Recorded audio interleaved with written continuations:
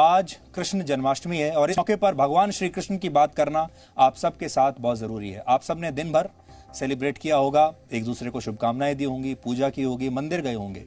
भगवान श्री कृष्ण का जीवन अपने आप में एक यूजर मैनुअल की तरह है। जब आप अपना कोई नया मोबाइल फोन खरीदते हैं, गाड़ी खरीदते हैं या कोई भी नया प्रोडक्ट खरीदते हैं, टीवी खरीदते हैं, फ्रिज खरीदते हैं, तो इन सब चीजों के साथ आपको उसका एक यूजर मैनुअल मिलता है जिसमें यह लिखा होता है कि आपको यह प्रोडक्ट कैसे इस्तेमाल करना है, आपके इस प्रोडक्ट में क्या क्या फीचर्स हैं, और अगर उस प्रोडक्ट में कभी कोई गड़बड़ होती है, अगर उसमें कभी कोई ऐसी स्थिति आती है जब वो ठीक से काम ना करे, उसमें कोई एरर आ जाए, तो यूजर मैनुअल में उस समस्या का हल भी लिखा होता है। इसी तरह अगर आप श्री कृष्ण के जीवन को करीब से देखेंगे तो आपको उसमें अपने जीवन का एक यूजर मैनुअल दिखाई देगा जिसमें आपके जीवन की हर परेशानी का, आपके जीवन के हर एरर का उसमें हल है। इसलिए श्री कृष्ण को अपने जीवन का यूजर मैनुअल बनाइए। इसलिए इस विश्लेषण को आज आप ध्यान से देखिएगा, क्योंकि युद्ध काल और कोरोना काल का सामना करने की सीख श्री कृष्ण से बेहतर आपको कोई नहीं दे सकता। इस समय पूरी दुनिया या तो युद्ध से संघर्ष कर रही है या फिर कोरोना काल से, जिसमें पूरी दुनिया ने बहुत कुछ खोया है।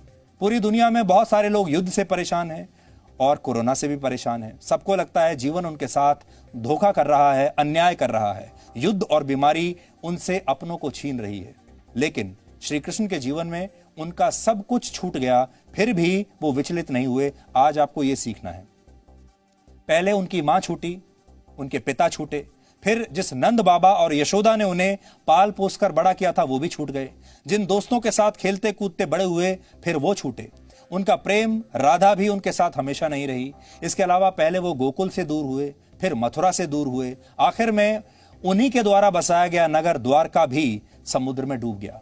लेकिन अगर कुछ नहीं छूटा तो वो थी उनकी मुस्कान और उनकी सकारात्मकता। इसीलिए श्री कृष्ण दुख के नहीं बल्कि उत्सव के प्रतीक हैं, क्योंकि श्री कृष्ण अकेले हैं जिनका जन्म रोते हुए नहीं बल्कि हंसते हुए ही हुआ था, और वो पूरे जीवन मुस्कुराते रहे। ये अलग बात है कि उनका पूरा जीवन युद्ध में बीता, संघर्षों में बीता और चुनौतियों के बीच बीता। उन्होंने भी सुख का एक दिन शायद नहीं देखा होगा। कुछ लोगों के जीवन में युद्ध आ जाता है तो कुछ लोगों को अपना जीवन ही युद्ध जैसा लगने लगता है। आप में से भी बहुत लोग होंगे जिन्हें लगता होगा कि आपका अपना जीवन युद्ध से कम नहीं है, लेकिन भगवान श्री कृष्ण बिना विचलित हुए जीवन भर युद्ध लड़ते रहे। जरासंध नाम का राजा हर बार मथुरा पर आक्रमण करता था और श्री कृष्ण ने उसे कई बार युद्ध में हराया, लेकिन फिर उन्हें लगा कि यह समय और ऊर्जा की बर्बादी है, इसलिए उन्होंने मथुरा को छोड़ दिया और गुजरात जाकर एक नया नगर बसाया जिसका नाम था द्वारका। जो युद्ध भूमि उनकी सकारात्मक ऊर्जा का नाश कर रही थी, उन्होंने उसे छोड़ दिया और इसीलिए वो रणछोड़ भी कहलाते हैं। इसीलिए जीवन में संघर्ष से कभी पीछे मत हटिए, लेकिन जो संघर्ष किसी निष्कर्ष तक आपको ना ले जाए, जिससे आपकी ऊर्जा को नुकसान हो, उसे छोड़ देने में ही आपकी भलाई है। हिंदू कैलेंडर में महीने के 8वें दिन को अष्टमी कहते हैं, इसलिए आज आप भगवान कृष्ण के जीवन से जो 8 बातें सीख सकते हैं वो आप नोट कर लीजिए, आपके जीवन पर फिट बैठेंगी। पहली बात, आप अपने कर्म को सबसे ज्यादा महत्व दें, लेकिन फल की चिंता ना करें, यानी लक्ष्य तक पहुंचने की यात्रा का आनंद लें, लक्ष्य को हासिल करने के बारे में ही हमेशा ना सोचते रहें। दूसरी बात, जीवन में जो भी घटित होता है उसका कोई ना कोई कारण जरूर होता है। जो होता है अच्छे के लिए होता है, इसलिए हर बात पर उदास होने की बजाय हर घटना को स्वीकार करना सीखिए, बुरे अनुभवों को पीछे भुलाना सीखिए। तीसरी बात, श्री कृष्ण भगवान थे, इसलिए वो जानते थे कि भविष्य में क्या होने वाला है, क्योंकि वो तो भगवान थे।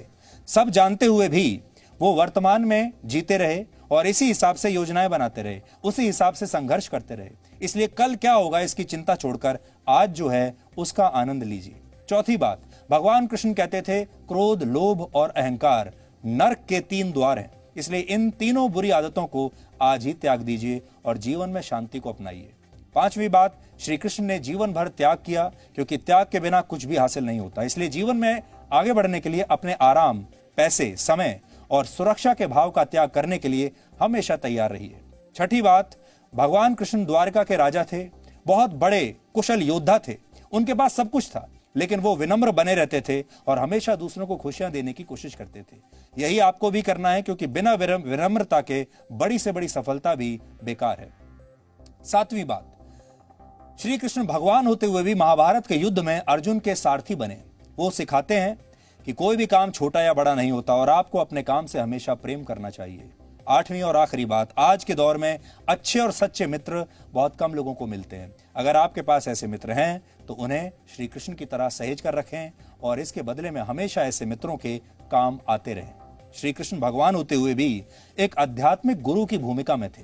जब दुनिया युद्ध काल और कोरोना काल से आजकल गुजर रही है तो आप श्री कृष्ण को अपना रोल मॉडल यानी आदर्श और आध्यात्मिक गुरु भी बना सकते हैं। लेकिन इसके लिए आपको भगवान कृष्ण को अपने जीवन में गहराई तक उतारना होगा, आपको डीप डाइव करना होगा, आपको अध्यात्म यानी स्पिरिचुअलिटी की विंडो शॉपिंग से बचना होगा। आप देखते होंगे आजकल ज्यादातर जो लोग हैं वो स्पिरिचुअलिटी की विंडो शॉपिंग करना चाहते हैं, स्पिरिचुअलिटी की शॉपिंग करना चाहते हैं और आजकल लोगों को जीवन की परेशानियों का हल मिनटों में चाहिए, इसलिए वो अध्यात्म की विंडो शॉपिंग करते हैं। लोगों को लगता है कि किसी मोबाइल ऐप से उन्हें अध्यात्म की पूरी शक्ति मिल जाएगी, कोई गुरु ऑनलाइन ही उनकी समस्याओं का हल कर देगा, लेकिन जीवन में असल में ऐसा होता नहीं है। आपको याद होगा पुराने जमाने में जो ऋषि होते थे या जो तपस्वी होते थे वो वर्षों तक जंगल में पहाड़ों पर तपस्या करते थे, परिश्रम करते थे, मेहनत करते थे और तब उन्हें इस तपस्या का फल मिलता था। लेकिन आज के जीवन में लोग तपस्या नहीं करना चाहते,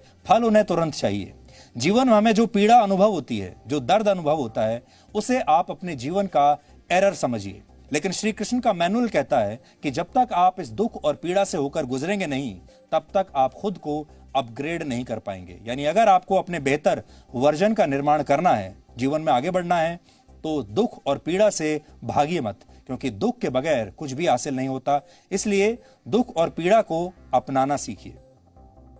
यहां तक कि हमारी जो विदेश नीति है भारत की, वो भी श्री कृष्ण से कई बार प्रेरित दिखती है और इस बात का जिक्र भारत के विदेश मंत्री एस जयशंकर ने अपनी किताब में भी किया है। उनकी किताब का नाम है the India way, strategies for an uncertain world. उदाहरण के लिए पांडव संख्या में कम थे, उनकी सेना भी कमजोर थी, लेकिन श्री कृष्ण के निर्देश पर पांडवों ने अपनी ब्रांडिंग पर बहुत काम किया। हालांकि युद्ध के नियमों को पांडवों ने भी उतना ही तोड़ा जितना कौरवों ने तोड़ा था। यानी दोनों ने फाउल किए थे, युद्ध के नियमों को तोड़ा था, दोनों ने गलत तरीकों का भी इस्तेमाल किया था, धोखाधड़ी भी की थी। महाभारत के युद्ध में अश्वत्थामा नामक एक हाथी को मार दिया गया। फिर फैलाया गया कि युद्ध में द्रोणाचार्य का पुत्र अश्वत्थामा मारा गया है। द्रोणाचार्य और अश्वत्थामा मिलकर पांडवों पर भारी पड़ रहे थे। अब युधिष्ठिर झूठ नहीं बोलते थे, इसलिए जब द्रोणाचार्य ने उनसे सच पूछा तो युधिष्ठिर ने कह दिया कि अश्वत्थामा मारा गया, परंतु हाथी। लेकिन जब युधिष्ठिर ने परंतु हाथी कहा, तब जोर से शंख बजा दिया गया और पूरी बात वो सुन नहीं पाए। द्रोणाचार्य को लगा उनका पुत्र मारा गया और ये सुनकर उन्होंने शस्त्र त्याग दिए। इसी तरह कौरवों ने भी अभिमन्यु को छल से मारा था। पांडवों के लक्षागृह में आग लगाई थी छल से, यानी दोनों तरफ से छल कपट हुआ, लेकिन पांडवों ने अपनी सकारात्मक ब्रांडिंग के दम पर अपनी छवि को बरकरार रखा। यह श्री कृष्ण का कमाल था। यानी सकारात्मक ब्रांडिंग उस जमाने में भी बहुत जरूरी थी। इसीलिए आप आज कौरवों को एक खलनायक के तौर पर देखते हैं और आप पांडवों को एक नायक के तौर पर देखते हैं, क्योंकि उनकी तरफ श्री कृष्ण थे। भारत किसी के खिलाफ आक्रामक रुख नहीं अपनाता। महाभारत में अर्जुन भी ऐसा ही करते हैं। अर्जुन तो युद्ध में उतरना भी नहीं चाहते, लेकिन श्री कृष्ण के समझाने पर वो युद्ध के मैदान में गए और भारत भी ऐसा ही करता है। जब भारत की अखंडता पर हमला होता है तो भारत पीछे नहीं हटता। कृष्ण बार बार अपने शत्रुओं को माफ करते थे, इनमें शिशुपाल भी शामिल था। श्री कृष्ण ने धैर्य रखा, लेकिन आखिरकार सुदर्शन चक्र चलाकर शिशुपाल का वध किया। भारत भी पाकिस्तान जैसे देशों को बार बार माफ करता आया है, लेकिन भारत ने अभी तक पाकिस्तान के खिलाफ सुदर्शन चक्र यानी अंतिम हथियार का इस्तेमाल नहीं किया है, क्योंकि श्री कृष्ण अगला नहीं बल्कि आखिरी युद्ध लड़ने में विश्वास रखते थे और वो आखिरी युद्ध निर्णायक होता है। कूटनीति की दुनिया में कई बार आउट ऑफ द बॉक्स सोचना जरूरी होता है। महाभारत के युद्ध में दुर्योधन ने कहा था या तो कृष्ण की पूरी सेना अपने साथ रख लें या फिर कृष्ण अकेले पांडवों के साथ रहें, लेकिन तब पांडवों ने कृष्ण की सेना को छोड़ दिया और पांडवों ने कृष्ण को अपना लिया और अर्जुन ने सारी सेना छोड़कर सिर्फ श्री कृष्ण को चुना। अर्जुन जानते थे अगर अकेले कृष्ण भी उनके साथ हो गए तो युद्ध का परिणाम बदल जाएगा, लेकिन दुर्योधन इसे समझ नहीं पाए। इसलिए जीवन में भी आप ऐसा ही सोचने की आदत डालिए। भीड़ जिस फैसले के साथ है जरूरी नहीं वो फैसला ठीक हो। अगर आपको आपके जीवन में श्री कृष्ण जैसा एक सारथी भी मिल गया तो आप जीवन का बड़े से बड़ा युद्ध, बड़े से बड़ी सेना को हराकर जीत पाएंगे।